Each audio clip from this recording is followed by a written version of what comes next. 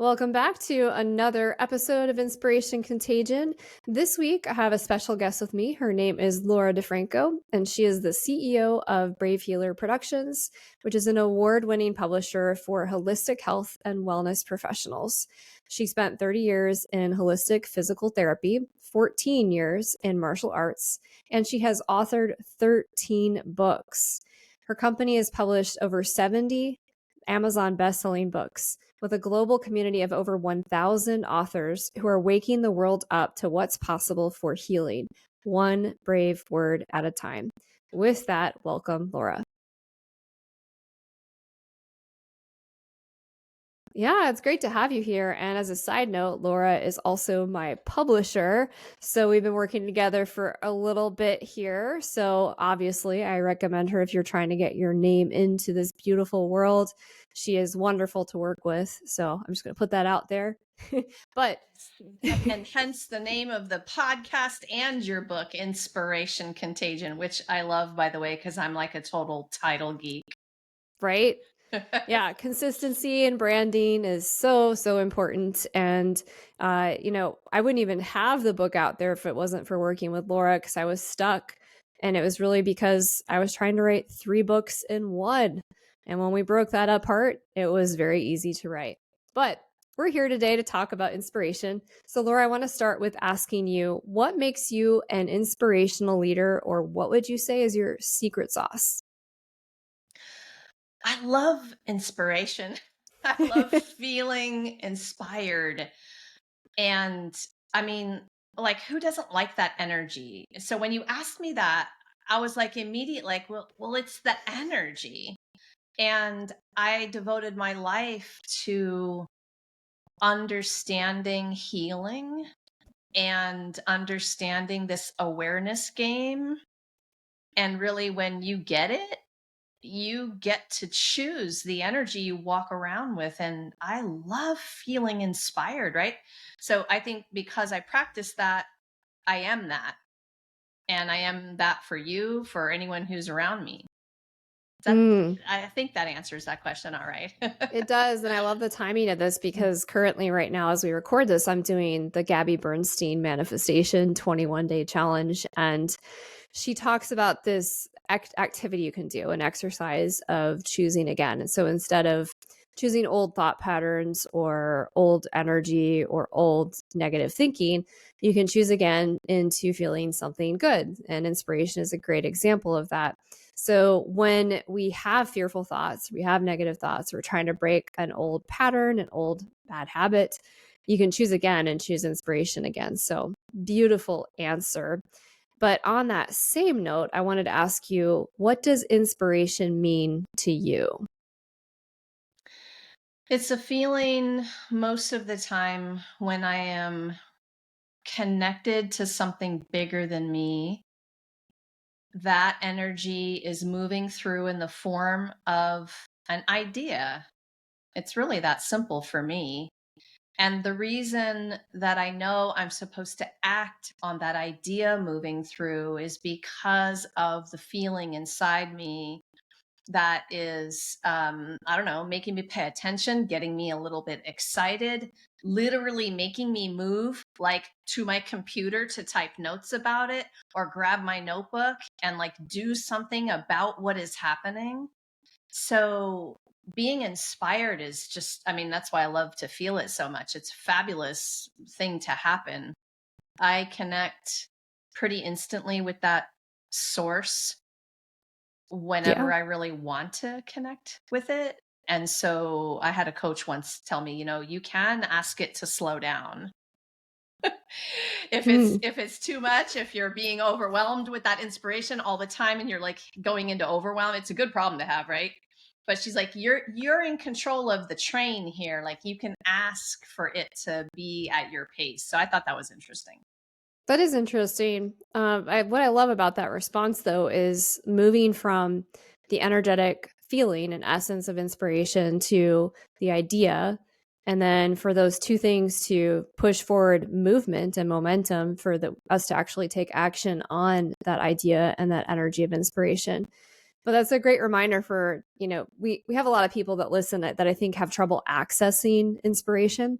But if you're on the opposite side of that, you're really driven, you're really type A, and you have those shiny objects that you're chasing, that can be a great reminder that you can slow the idea and inspiration train and have more focused inspiration and ideas where you're moving in the same direction versus being pulled in different directions, which can be very exhausting, as I'm sure you've experienced. It definitely can be. For those who are struggling, it's joy.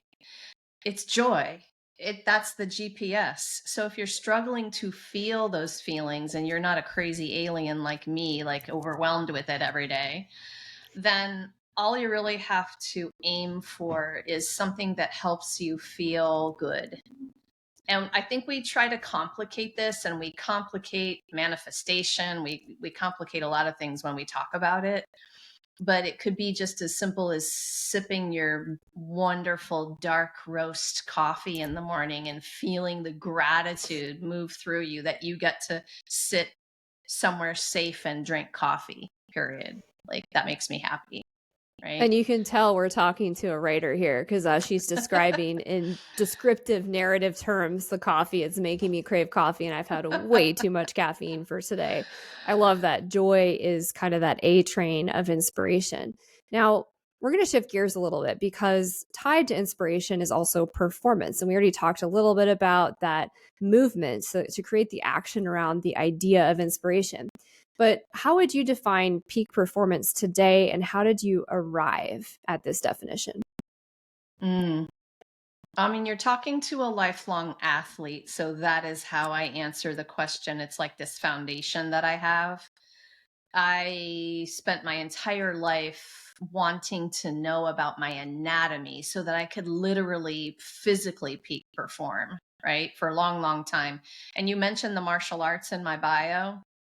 So, martial arts taught me that I needed to shift gears towards peak performing mentally if I was ever going to peak perform in any other way, fully to my fullest potential and capability.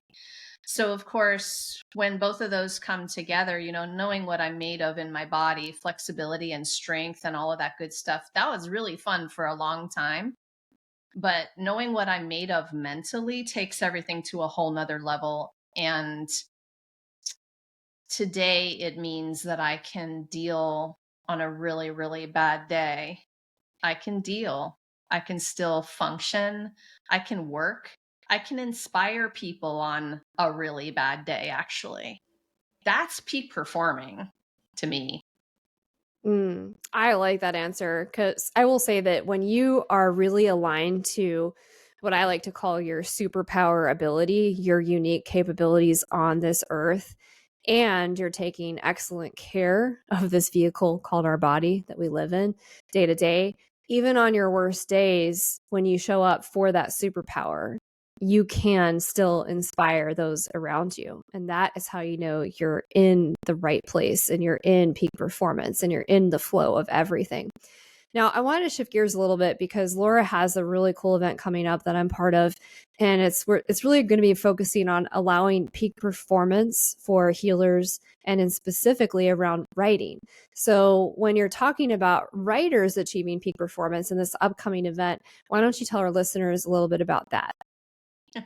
I'm afraid of scaring people with the terms peak performance in writing, because if you have any fear in you, like that you're not good enough to get your work out there in the world in a bigger way, right? It might paralyze you a little bit. But the Brave Healer Writers Retreat was really uh, f- formed because I wanted to gather my healers together to share brave words about the process for the world to understand. But what I knew about getting them together to retreat together, to do the work together first of healing and writing and self-reflection, was that that is so, so powerful in terms of what the end product of the book becomes.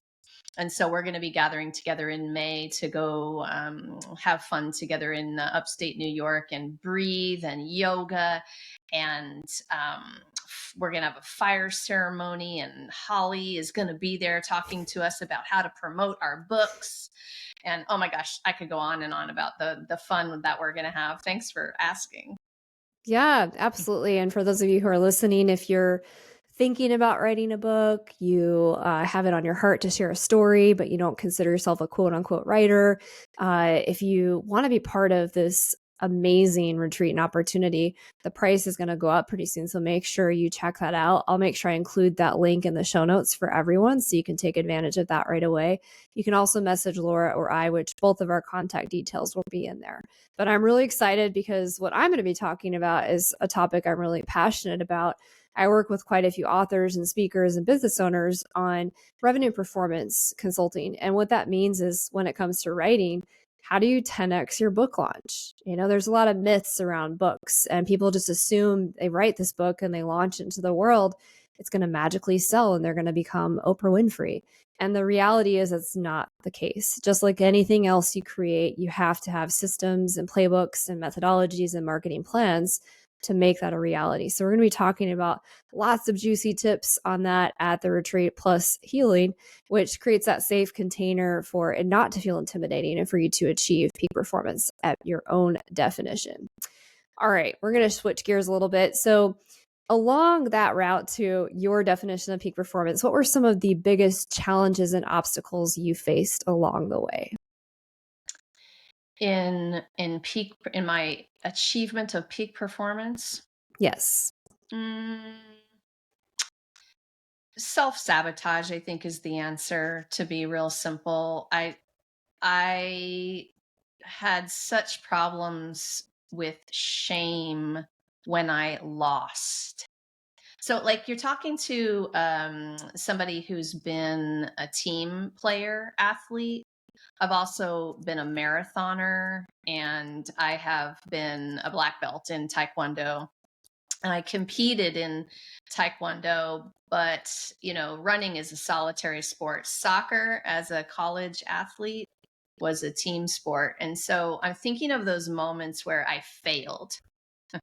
I don't believe in failure anymore, by the way, in case you're wondering. I believe that mistakes and failures are stepping stones, and they're lessons, and they're learning, right? Everything that we do is learning. But the immediate self-sabotage was what got in the way so much. It was just, I hate even thinking about it. I want to tell you guys to just be nice to yourself, right? And like coach your own self when you've had a mistake or a failure. Switch your mindset. I call those ninja moves of mindset. You feel like you've had a mistake or a failure, like, okay, just pause for a minute. You're a badass. Like, you just did the thing. You gave it a try. You competed. You put yourself out there. You shared whatever it was that it was, right? But man, when I was younger, I was so hard on myself. Yeah. Yeah, that's a good wisdom. And it's so interesting. I was talking with somebody recently about this and how they asked me this question. They said, "Are you competitive?" And my immediate knee-jerk response was, "Yes, I'm extremely competitive," which is true. But the difference now is when I look at how I define success or peak performance on my own terms, it's not through external validation. Like, sure, I track things like revenue because I'm a revenue coach. That'd be crazy if I didn't track that. But am I sitting there and bashing myself or feeling shame or feeling like a failure when I don't hit a specific goal or KPI? No. Am I looking at comparing myself against others? No. In fact, when I find myself comparing against others, I recognize that as a very fast failure for me because it doesn't lead anywhere positive. Because what I'm designing for my life is so uniquely different than anybody else on this planet. So, a reminder aligned to shame and self sabotage and the competitive edge here that we have, I'd rather you compete with yourself in a kind way, have grace, fail fast, learn from it, and stop evaluating yourself against these metrics that you see for other people on social media or case studies of another business owner out there, because it's not going to give you access to that inspiration. It's just going to bring you down.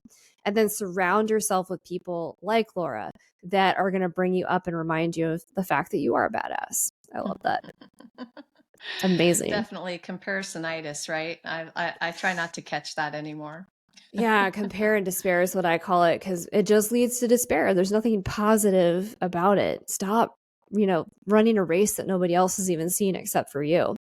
So, the next question I want to ask you, you have a big team, you've grown a lot. I've been part of that in some different ways. But I want to ask you, how did you create a culture of peak performance within your company? Well, that's a great question. I think we have a ways to go before I'm going to feel like it's peak performing. Oh my gosh, did I even say that out loud? Um like cuz I'm a little bit competitive too. You're right. So, I look at this thing that I've created, and what you're making me realize is I have to pause right this moment and say it's because I stop and celebrate our achievements. I pause long enough to see where we've come from and what we have achieved, and I get to revel in the gratitude there. I think if you're peak performing, a lot of the time you rush by those things so quickly, you never pause to celebrate. So I hope that my team realizes that effort. Like, I love them so much. I love all of the people who help me do this thing that we're doing, right? Sharing brave words in the world. And sometimes I think I drive a hard ship. Sometimes it's like we do a lot around here, and I couldn't do it without my community and my team that does it. So it's time to celebrate where we've come from and all we've achieved. And I think that's probably the mindset I want to keep going with. Yeah, building that mindset and being focused on gratitude and having that look back on where you came from so that you can see the gains that you're creating with your team is so important. And it's also really super important to stop and celebrate. I can't tell you how many clients that I have or people that I meet through networking or events that they're so busy chasing that next thing, that next mountaintop, that next peak. And you ask them, are you happy? Like, are you enjoying the view on this journey? Are you enjoying the process? And the answer is typically no, because they haven't stopped to appreciate where they've come from. And when you do that, you're not creating the right culture. You're not attracting the right energy. And that is exhausting. It's incredibly draining. Yeah, you'll quickly realize that what you were building, what you thought was energizing you starts to drain you, and then you sit one day and go, "Oh, wait, what happened there?" Right? Um, that's why I think, well, if you own a business, you're on a self-development journey, period. Like, whether you thought you were there or not. So these things that hit you in the face, if you're not really just pausing to understand what that is. But when you build a team, if you're not able to let go of control and delegate to that team, you're still going to feel like you're overwhelmed doing everything. And so there's this catch 22, especially in business growth and where I have come from, with which was one person to 20 plus people. Wow, those are some big lessons you have to learn. Faster the better, right? Yeah. Yeah, yeah, and that's the thing too is that as you grow, there's this exponential growth that happens as a business owner. It's not the traditional corporate career track, it's these big jumps. And so you have to stay relevant, you have to continue to grow and learn. And when you stagnate in your growth, your team can feel that. So you have to stay ahead of the curve to continue the peak performance and be that shining light for your staff, but also, like Laura just shared, you have to delegate and let go and trust your people. You train them, you give them the tools they need, you invest in them, you care about them personally and professionally, and you celebrate their gains. But you also have to let go of the reins and trust. And that's one of the scariest things that I help my consulting clients through is letting go of that and trusting the process. But man, it feels great when you get those right people there because then that's where you grow exponentially. I want to switch gears just a little bit and ask you, how have you optimized your customer experience? Mm, I think technology is one answer. Like, I don't have a paper scheduling book anymore. Like, yeah, I know. I mean, that was me, right? All through career number one, I had a pencil on a notebook, like, right. Um, and you mentioned it already a minute ago. It's like you got to keep up, you got to stay ahead for that growth, right? So technology to make their experience easy, but also personal. I think this is what I want to say the most is my customer experience is still personal. And I may not want to grow so big that it isn't that forever. And I've talked to some business owners now who are with me on this. It's like we all think that the goal should be, and the operative word there is should be. Who told you the goal should be this growth? Well, how are you even defining that? 7-figure business, 8-figure, whatever that is. Well, where along the line does the personal effort have to go away? And I have been learning this lesson now with this customer experience in communications, my email inbox being overloaded and me going into total overwhelm because I'm trying to personally answer everything. And where's the balance and how do I keep that? I want to hold on to that personal experience, which I think makes the customer experience. And that's a challenge. So you're going to help me, I'm sure. Yeah, no, so it's a very interesting catch-22, and it's, how do you leverage to some degree technology to personalize things that are more administrative, right? And then how do you know when the process needs to involve you directly as the leader and visionary of that company? And it takes really designing the right standard operating procedures, training your staff in ways where it doesn't get to you every single time, but when it is necessary, it does come to you. And this is a process that is very difficult for many business owners to define. And I also want to go back to what you said when you started answering the question around, who said it, you should grow 10x, you should hit 7 or 8 or 9 figures. The business owners I work with and the clients that I work with, it's more about the legacy they're building than the numbers. None of them really care about the numbers. They do to the degree that it allows them freedom of time, relationship, money, and purpose. And they do to the degree that they can give more, right? You work with Randy and we worked with others that help us give even bigger because we're going big financially in our companies. And so for me, when I'm working with business owners, it's more about, okay, you want to 10x your revenue without losing that personal touch in your customer experience. Let's look at what that looks like. Let's break it down from there. So when I'm working with my clients, it's how do we keep the personalization without overwhelming you? And where do we need to slow the growth so that we don't lose that amazing customer experience? So great point. All Yeah, right. what coaches ever talk about slowing the growth? No, nobody does. And the giving is, I'm so glad you mentioned that because I would love to have a company that makes enough money so that I could actually pay a couple more salaries and help people live amazing lives. So, and I love that feeling that that's that legacy I'm leaving. Yeah. Yeah. And for me, when I'm working on 10xing my business or 10xing a client's business, it's always tied to legacy. It's always tied to something bigger. It's not about the money, it's about the impact you have on the world. And where Laura and I align and why we work together so well is because we both are here to heal the world, essentially, in different ways with different superhero powers. But we're here to make the world a better place. And that might sound really big and you might think that that's too woo woo, but I believe that the work what we're doing is doing that and ripple effects across communities. And it's really exciting. Now, we're going to pivot goals a little bit here, pivot direction. We're going to talk about money. We just talked about how like legacy and everything is there, but money is the reality of business, right? So, Laura, when have you left money on the table and what were some actions you took to fix that? Mm.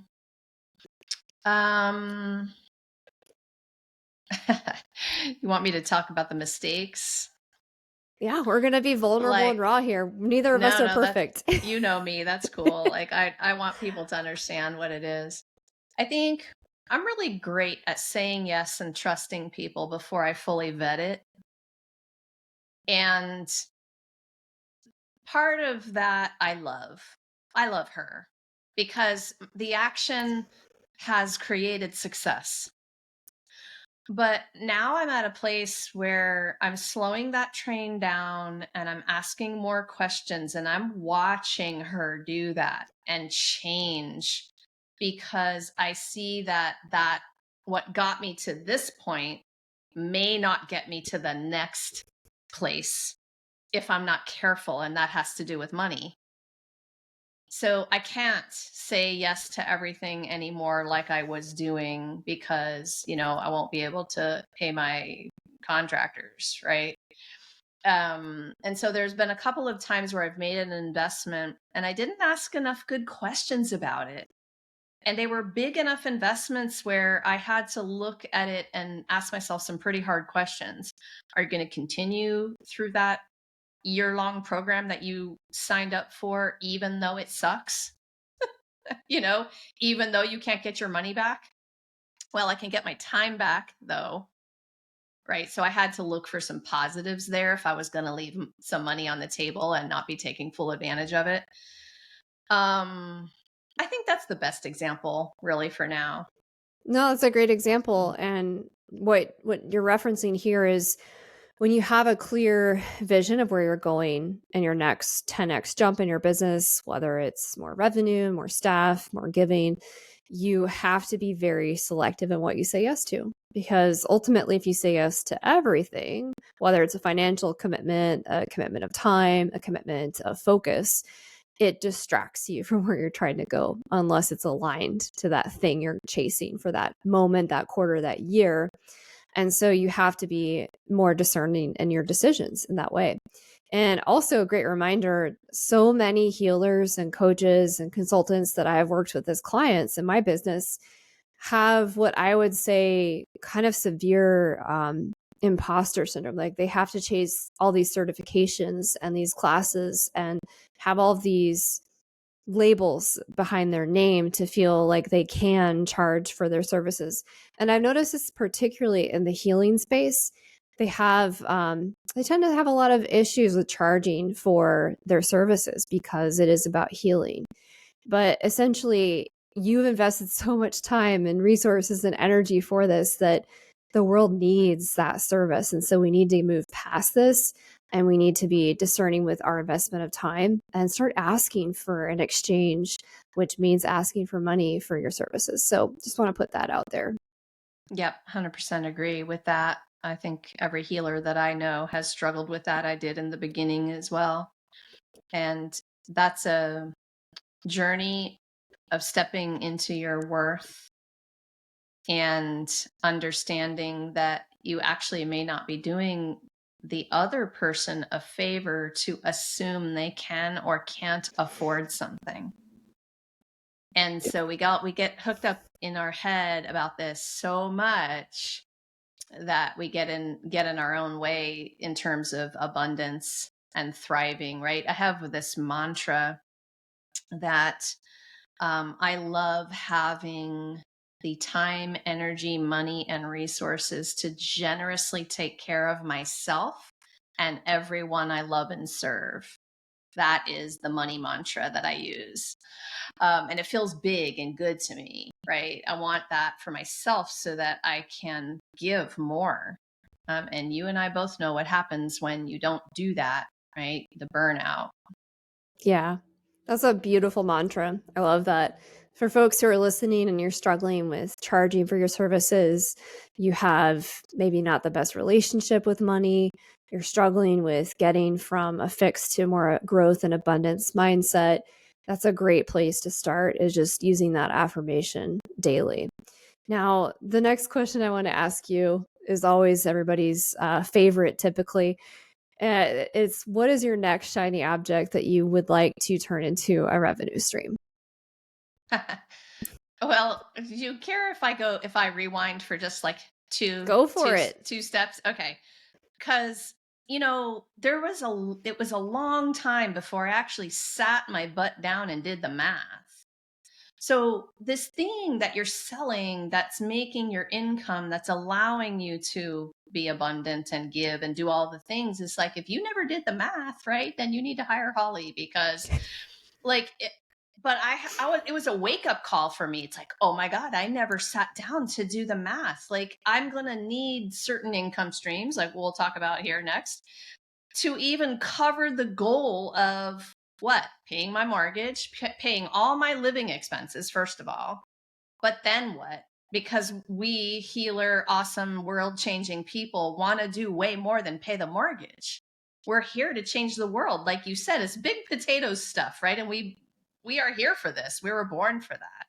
But if you never sat your butt down to do the math, I'm sorry to tell you, there's going to be a problem, right? So when I finally did that and I had the little wake up, I definitely hired people to help me, because I didn't go to school for that. And I didn't even want to do that. And really, I just wanted to write and publish books and do my thing, right? So you all do need some guidance and help with that piece. And when the puzzle pieces fit together, oh my God, what the relief feeling you're going to feel, and then your purpose, the clarity. So do the math. I just needed to rewind on do the math for just a second. Thanks for that. Tell me this next question again, because I forgot it already. Yeah, no, of course, of course. That was good. And it is about the big potato stuff. So if you have a big goal, make sure you're hiring the right people, you have the right mentors, you have the right support. And I'm reading this book again, 10x is easier than 2x, and who, not how. You need who's. You need the right people. Like, you're a writer and a healer, and that's your superpower. But we don't have superpowers in every area. So you need to have somebody that helps you with the financial side, somebody who helps you with the step-by-step, somebody that helps you with the marketing, the sales. We cannot possibly be everything. So if you're a solopreneur, what's that next big gap in your business where you need somebody else that's really good at that thing? So thanks for that. The next question was, what is the next shiny object you would like to turn into revenue? Okay, how I wanted to answer this question was, I can really happily say to you that the empire has enough income streams at this point. So really the question for me, for Brave Healer Productions, is how do I take the streams and now build each one of those streams up to whatever the goal would be? And they say, it's cool to build that one stream to 6 figures before you add another income stream.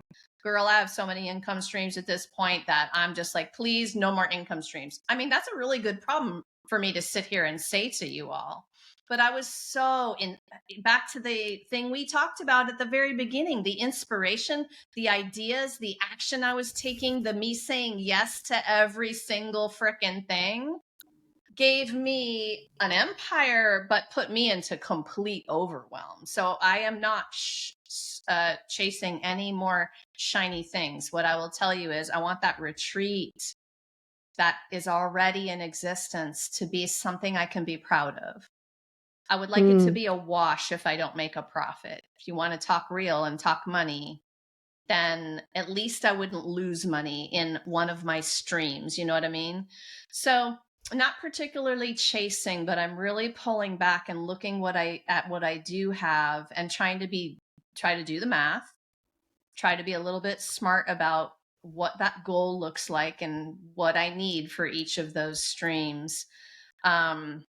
But I'll let you in on a little secret. The thing I said yes to is a TV appearance. Geek. And so I'm going to be sponsoring a show that a friend is producing, and that's, a pay to play, right? What the ROI on that kind of thing will be, I don't know. It's not like I didn't chase something to make more money specifically. I chased something that would help me get the important word out of what this community that I am building is doing for the world. That felt like a cool, shiny object to chase. So much to unpack in there. Okay. I know, it's a lot, right? So the first thing I want to say is Laura is at a place where she has enough opportunities, enough revenue streams, enough things that she's tested that are working. And when I work with clients that are here in this place, it's more about not adding new things to it, but it's how do we simplify this? Where are we seeing the most profit and value to our customer base? Where can we expand in the easiest way without overwhelm, without the team feeling burnt out? Where can we bundle things together in a simplified way that improves the customer experience and makes your employee experience much more simple and tangible? So it's more about simplifying and figuring out where is the 20% where we're gaining the most profit and what 80% can we let go of because we need to focus there. So that's one way to look at this if you're in that place in your business today. The other thing I want to highlight is I love that your focus right now is the retreat. Seems to me like that is definitely more around building the community, getting support for the clients and customers that you have. And then I love also that you're doing the TV show for getting the word out into the world. This is how you know a business owner is directly aligned with their legacy and their mission and vision. It's not just about the profits. They're doing things in a way that's actually about the mission long term, even if it means there could be a shortfall financially. But we're going to put it out there and remind you guys to check out the retreat and help Laura knock this out of the park so that it's actually a profit. Okay. Thank you. Yeah, you're welcome. Before we get into our last two really quick rapid fire questions, is there anything else you'd like to add about the retreat to inspire folks to sign up? Oh, I appreciate that. I'm in love with the master teachers and presenters like yourself who said yes to helping me create something really phenomenal. I didn't invite beginners to present, y'all. Like, I invited my master teacher friends who can hold a space for your process, a safe, profound, and transformational space. So when I say this isn't going to be your ordinary writer's retreat, I really do mean it. And I've pulled together some pretty amazing people. We're going to have a hybrid experience for people. We're going to heal together. We're going to do some experiences together. And we're for sure going to write.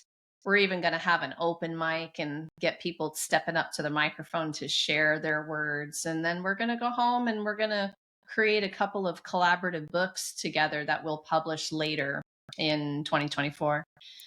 So I feel like when I am asked to talk about it, I can never talk about it with enough excitement that I have inside of being able to see and be with these world changing people. So I hope you're one of them if you're listening.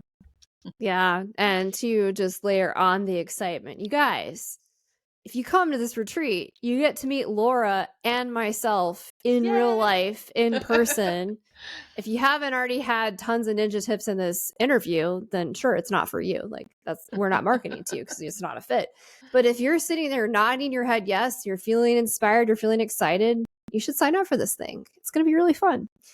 And I'm going to be writing the chapter on finances for the business book. So I was stay just going to tuned. say, we should tell them what that is, right? If you want to write in one of the books, Holly's going to be writing an amazing chapter for the complete small business growth guidebook. That's going to be brave strategies for authentic success, because we are redefining business success around here. I wanted to write that guidebook, not just any guidebook. And then the other book for my holistic health and wellness professional entrepreneurs that will be coming is How to Be Brave. And that is authentic healing strategies for love warriors, right? I went ahead and put the woo in that title for you because, again, we're doing that differently as well. So you can come to the retreat and write and publish. You can also come to the retreat and not write or publish. You have a choice. And so it's good for people to know that too. Yeah. And if you don't like being around people, you can also just write and not come to the retreat. There's so many options. We have made this super easy for you. All right. We're going to wrap this up. It's been a great interview. What's the one best piece of advice you would offer to others today? That fear of not good enough that you're feeling is boring. It's not about you. It's about the life that you might change or even save if you are brave and share your words with the world. That's my advice today. That is beautiful, wise advice. And my last question, Laura, what is the legacy you wish to leave behind? You know, I measure success in the amount of fun I am having. And so I want to leave these brave words and books in the world and have people understand that even though we're doing the sometimes impossible work of healing, we're also having a really good time and reveling in that joy together. And that's the life I want to live and the legacy I want to leave for people who pick up any one of our books.